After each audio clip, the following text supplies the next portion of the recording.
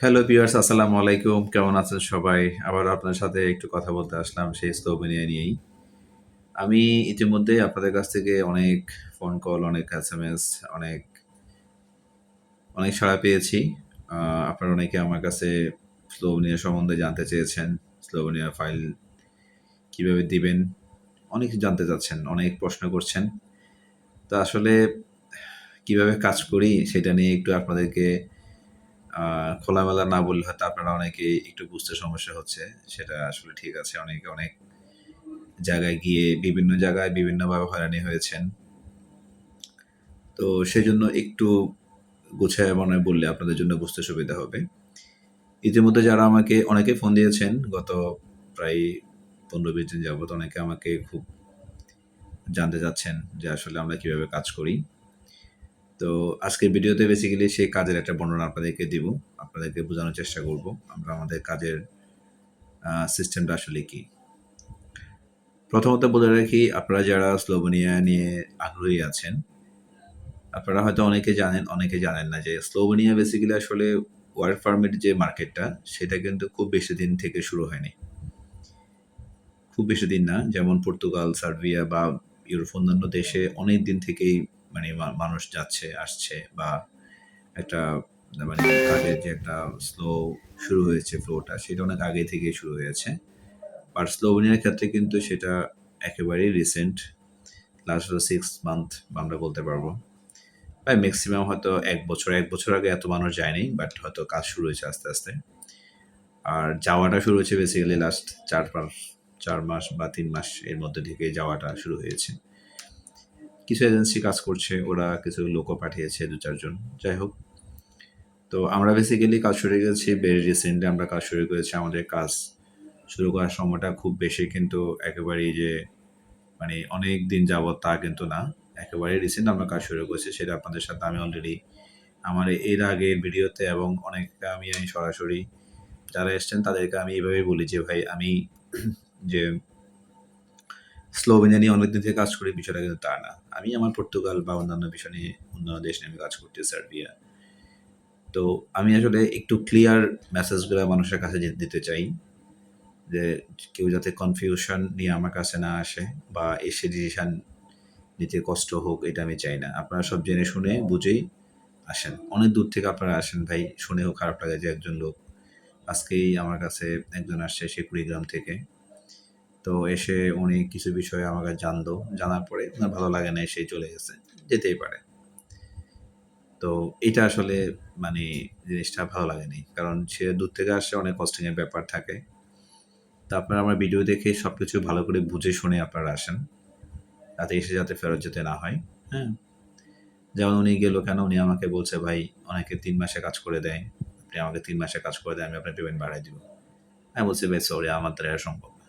৩ মাসে আমি আপনাকে সোলোনিয়াতে পাঠাতে পারবো। এটা হচ্ছে মানে ফালতু গল্প আমার কাছে মনে হয় না আছে। সো আমি এই কাজ আমি করতে পারব না।"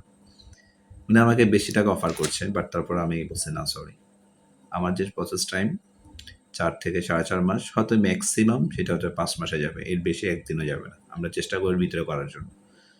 তো সে কাজ আমি ৩ মাসে কিভাবে করব ভাই? এটা কি সম্ভব আদৌ?" যাই হোক, মানুষের চাহিদা থাকতেই পারে। আপনাদের চাহিদা থাকতে পারে। আমাদের জায়গা থেকে আমরা যা করছি, যেভাবে করব সেটা আমরা ক্লিয়ার করব সবসময়।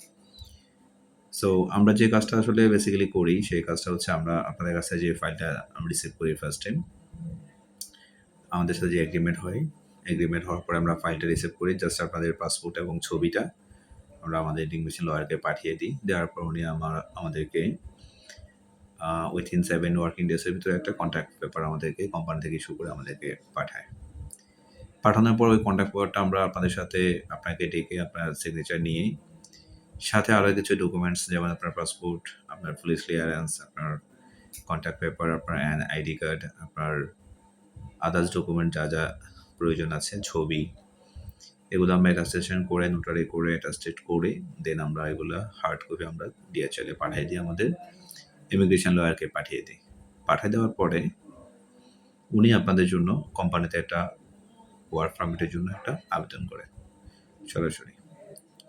এই আবেদনটা করার পরে সেটা আমাদের কাছে ৪৫-৫০ দিন পরে আমাদের কাছে সেই আবেদনটা আসে। আসার পরে আমরা আপনাদের জন্য ইন্ডিয়ার ভিসার জন্য অ্যাপ্লাই করি।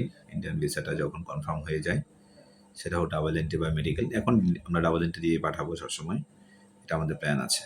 ডাবল এন্ট্রি হওয়ার পরে আমরা ভিসা হওয়ার পরে এর মধ্যে আমরা ইন্ডিয়াতে আপনাদের ফাইল সাবমিশনের জন্য যেই অ্যাপয়েন্টমেন্ট নিতে হয় স্লোভেনিয়ান এম্বাসিতে, সেটা কাজ কনফার্ম করব। করার পরে আমরা আপনার পেপারস, ওয়ার্ক পারমিট বলেন, যাই বলেন, সব পেপারস রেডি করে এগুলো দিয়ে আমরা আপনাদেরকে ইন্ডিয়া পাঠিয়ে দেব। ইন্ডিয়া আপনারা যখন ফাইল সাবমিট করবেন, ফাইল সাবমিট করার পরে আপনারা মোটামুটি ধরে রাখেন যে 15 থেকে 20 দিন ওখানে থাকতে হতে পারে। এর মধ্যে আপনাদের ভিসা অ্যাপ্রুভাল হবে, হওয়ার পরে আপনাদের টিআরসি রেডি হবে। টিআরসি রেডি হওয়ার পরে আপনিও মেল পাবেন, আমিও মেল পাবো। পাওয়ার পরে আপনি আবার ওখানে পাসপোর্ট জমা দিয়ে আপনি টিআরসি কার্ডটা কনফার্ম করবেন, রিসিভ করবেন, করার পরে বাংলাদেশে চলে আসবেন। বাংলাদেশে আসার পর যেটা হয়, আমাদের বিএমইটি করতে হয়তো 4-5 দিন লাগে না, 2-3 দিনেই সম্ভব। বিএমইটি করে দেন আমরা একটা সুইটেবল ডেতে আমরা একটা ফ্লাইট কনফার্ম করব।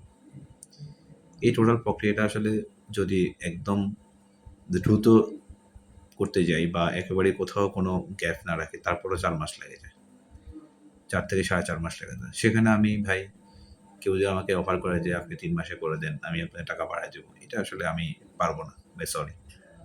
কেউ আমার কাছে এ ধরনের প্রস্তাব নিয়ে আসবেন না। আমার যে টাইম 4.5 মাস বা 4 মাস, ম্যাক্সিমাম আমি আপনাদের কাছে হয়তো 5 মাস আমি টাইম নিতে পারবো, বা এর মধ্যে ইনশাল্লাহ আমি কাজ ডান করে দেবো। এর নিচে করা সম্ভব না। যদি আপনারা কোথাও এরকম পান, আপনারা যাই করে দেন, কাজ করতে দেন, বাট আমি পারবো না, ঠিক আছে? সো এই হচ্ছে টোটাল প্রসেসটা আপনাদেরকে আসলে বললাম। আপনারা সবাই জানেন, তারপরে অনেকে ফোন দিয়ে জানতে চাচ্ছেন বারবার। তো এই জন্য আসলে আমি ভিডিও করে দিলাম, যাতে আপনারা আমাদের ভিডিও দেখে বুঝতে পারেন টোটাল প্রসেসটা, ঠিক আছে? ভালো থাকবেন সবাই, দোয়া করবেন। ইনশাআল্লাহ সময় করতে পারলে আসবেন অফিসে, এসে আমার সাথে বসে কথা বলে যান। কাজ হোক বা না হোক ভাই, সেটা কোনো বিষয় না, আসবেন। থ্যাংক ইউ ভাই, ভালো থাকবেন সবাই। আসসালামু আলাইকুম।